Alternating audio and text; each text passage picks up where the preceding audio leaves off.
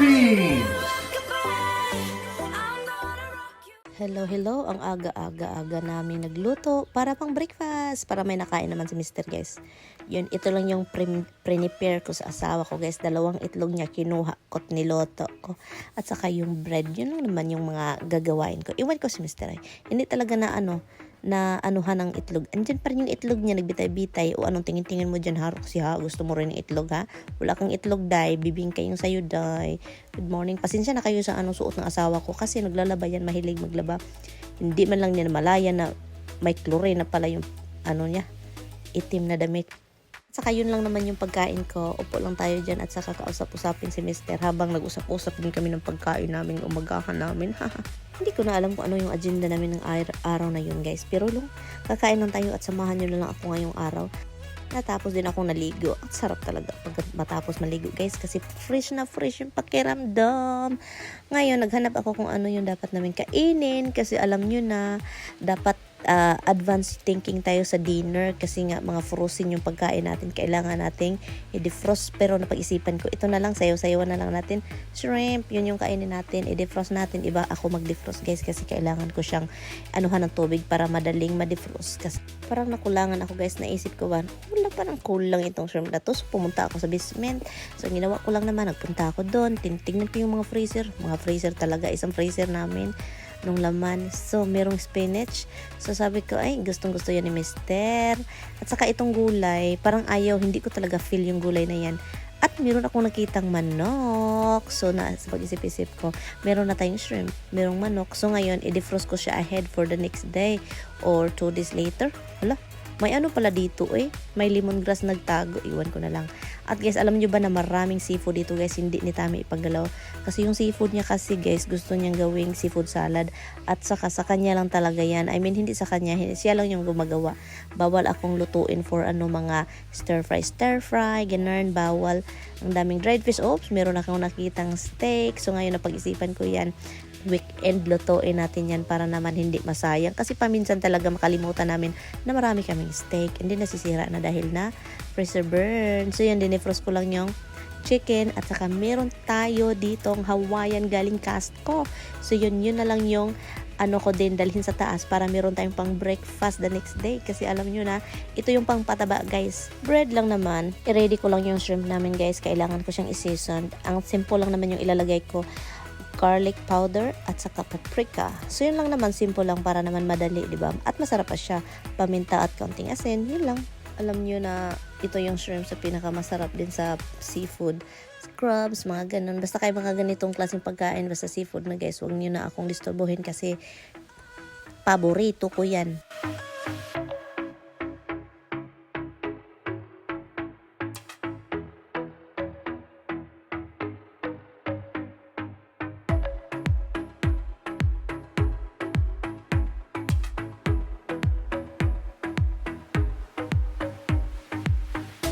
With my wife cooking shrimps in the air fryer because she loved the air fryer. She's like a fry cook now. The air fry cook. It's yummy guys and it's quicker. You don't have to be outside in the heat. It's so hot these days. It's like crazy. You want the grill, but now it's too hot to use the grill. Yep. I think 380 degrees. I think it's fine. 15 minutes should be long enough. Fish. That's not fish. Just leave it like that. It will turn on. I would say fish, but anyway. Okay. Lower temperature in 20 minutes. That's good. That's fine. Okay, that's it. Now she's done. Now she just has to wait. But her battery's going to drop dead any second because it's blinking at my face. Okay. Hi guys! Na-addict naman ako nito guys. Anyway, hello! Welcome back! Nagsasalita na tayo.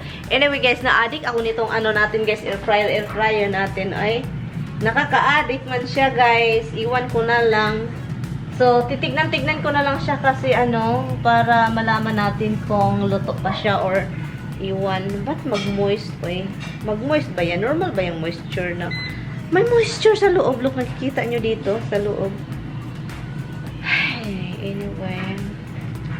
Ang init po ngayong araw at saka nakatulog ako, sumakit yung ulo ko kasi sobrang init. Nag-live ako kanina madalian kasi yung kapitbahay man ay nakatingin man sa amin.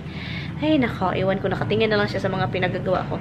But anyway, kumusta mo miya boygos? Good afternoon na guys. Good evening na pala. Uy, it's almost 6 o'clock. Pero sobrang ano pa sa labas. Mainit. Daming ano. Kita nyo naman yan, oh. Kita nyo yung labas.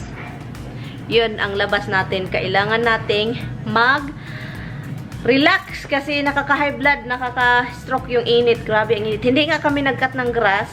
And then, mamaya na din akong tubig ng garden natin.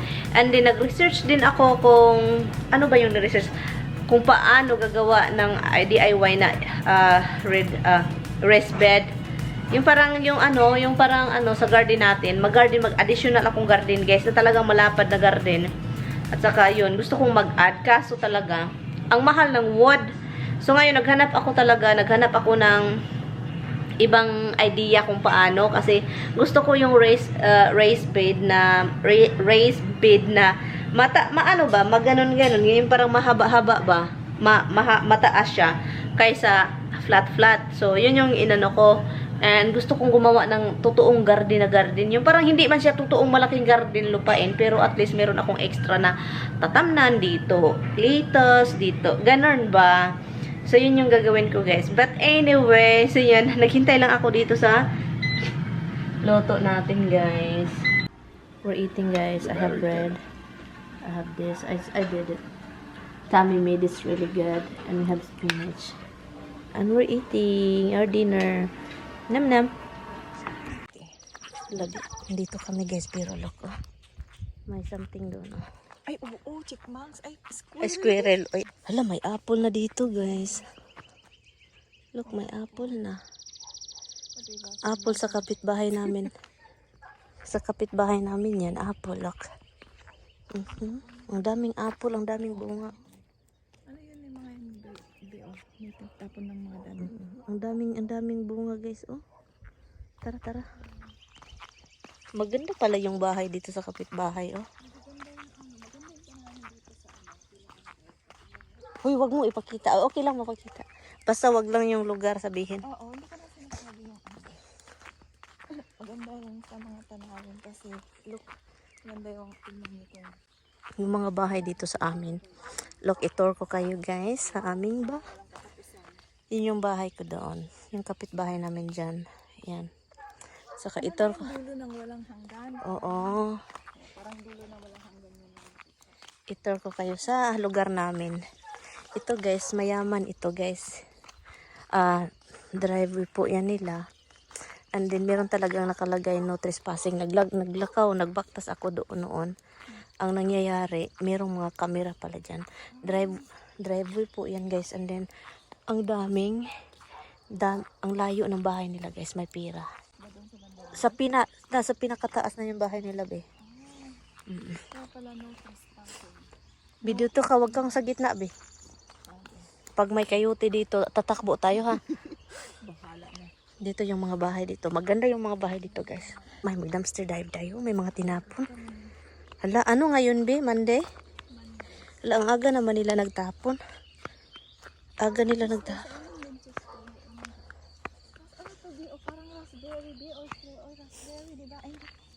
Ang ganda-ganda ng mga bahay-bahay dito. Ang ganda ng araw. Laka. Ng araw. Ito bago po may-ari nga. Labi, may sasakyan be. Dito tayo kabila be. Be, kabila, huy. Adoy, ginoo ko. Naiiyak ako kay Brenda. Naiiyak ako sa'yo. Huwag kang ganyan. Hala, ang ganda. Ito sila, be. Madaming aso. Daming aso. Hello. Hi. Hello, baby.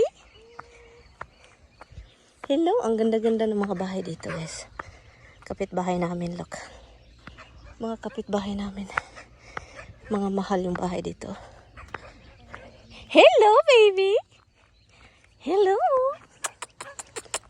Yung mga aso. Bago po ito silang lipat dito. Bagong lipat sila. Galing silang Alaska. Yan. Hi, baby. Hello. You're so cute. You're so cute. You're watching. Ay, ang ganda doon, oh. Yung mountain doon. Sabihin heart. May sumakit yung heart ko, guys. May pa-heart ka pa nga. Itong bahay dito, ang ganda. Ang may-ari niyan is Pero ano mo, be? pulis po. Parehas yung bahay dito. Pulis yung may-ari. Parang subdivision to. Ang amin yung pangit, no? Hindi maganda rin yung bahay. Yung malaki. Iba lang yung style, no? Iba yung style. Labi. Oh, akala ko may sakit. Pero yung mga bahay, tignan mo itong yan. Oo nga eh. Tapos yung doon tignan mo. Pare-pare. Oo. Parang subdivision. Oo. Maganda, no? Oo. Kasi pag subdivision ganyan, diba? Sa amin lang yung nasiparate, be. Pangit yun. Pero okay na yung sa amin, ay. Ikaw lang yung Pilipina dito. Ako lang yung Pilipina dito, guys. So, maganda sana Pilipina ito kapitbahay natin, ay. Mamaya, be. Pag-gulong-gulong na lang tayo. Diba? Kasi bakit? Oh, ito na yun, natur na kayo, guys. After dito, wala ng bahay. Pangit na dyan. Merong bahay doon, maganda, pero sa pinakalas na talaga, ending na ng ano, road. Oh, doon, no? Doon, guys, oh. Ang ganda ng ano. Doon kami galing. Oh, tara. Kasi maalaan tayo dito ng mga magnanakaw. Hi, Bunny Ban. Meron din akong nakita kanina doon sa likod niya. Oh, meron. Hala, 2 bunnies, oh. Look, ang ganda. Dito nasa sa ibabaw, guys. Screenshot, be. Hala, may pusa, oh. Hala, 3. Hala, 3 pusa. Ano, kawawa naman yun, ay. Dami pusa. Mayroon pang pusa doon. Alin? Doon sa bahay na yun, may 2 pusa. Kawawa. Hala, meron pa dito, oh. Ala! Hala, mayroong pusa. Ay, wag big ka baka. Baka may-ari. Hi, babe. Hi. May pusa. Hala. Hindi, oy. Parang si Habs lang. Malaki ng tiyan. Tara, be. Hala, may kagat man sa ulo. Ay, nakipag-away. Nakipag-away? Mga yan, be. Maka nakipag-away ng ibang ano. Kawawa naman ito, oy. Hala, oy. Ay. Kawawa naman, oy. Diyos, naawa talaga ako. Sumakit yung dibdib ko, be. Hi, baby. Hala, oy, naawa ako, eh. Can you please Hello, give me food? Hi, baby. Yung street food dito, be. Oh, street food. Street. Ha? Kawawa. Guys, naawa ako sa pusa, guys. Gusto kong pakainin, guys. Parang andun na sila. Parang wala kasing tao doon na bahay. Oo. So, yun. Abandonado na ba? So, ngayon pauwi na tayo, guys.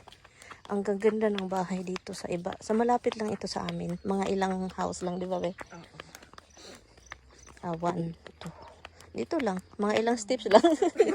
Wala, sumakit yung tuhod ko. Matanda na talaga ako, be. Look, sumakit na every time. Tumutunog ako din pagka Tumutunog. malamig, tumutunog.